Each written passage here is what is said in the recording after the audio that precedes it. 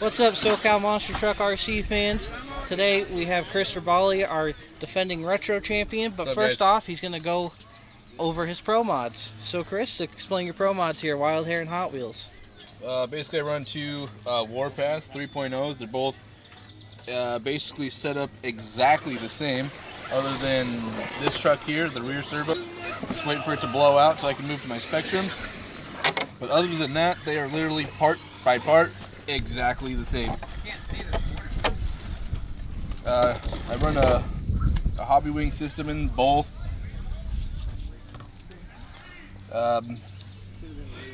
These are the new chassis they seem to be working out really well. I run dual sway bars in the rear to make it a little more stiff and get me around the corners. So I noticed a couple of our other racers do this as well. You're running the rear steer. Do you feel like that gives you an advantage on the pro mods?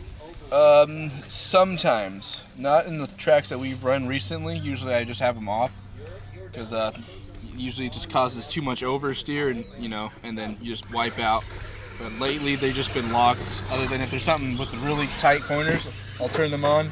But I haven't used them quite as often as I keep them locked. So, what are some of your goals for your pro mod class races this year? Racing, freestyle, stuff like that. To beat myself. To beat yourself? I mean, because my nerves just get to me every time I race. So I'm racing myself, and I just need to beat myself, overcome that. Because I usually don't focus on anybody or anyone else's race, just my own. So that's my biggest struggle. And I hope I can beat that and get some wins this season. All right.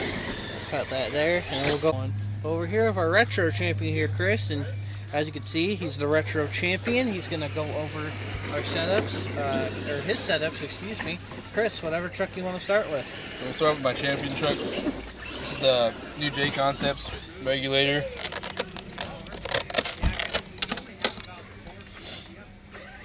It's basically stock, other than the ESC. I run the stock shocks, pretty much everything, and it seems to work out really well. It handles, it bounces like a retro should, but it handles quick, and it's quick. So it got me the win last year. So I'm hoping to do the same thing this year. And this one here is my Sick in Me chassis. It's a little longer wheelbase. Run a Bigfoot on this one. This one, I don't run any, any foams in these tires.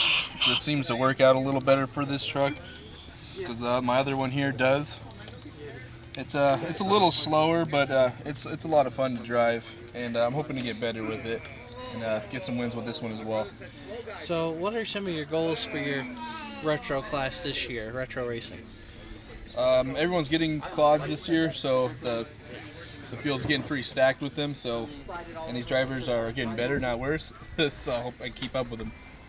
So where can we follow you on social media to follow your RC adventures? I don't have one really. I don't post too much on it. I just come out here and do my thing. All right, gotcha. Thank you for your time, Kris. Thanks, guys.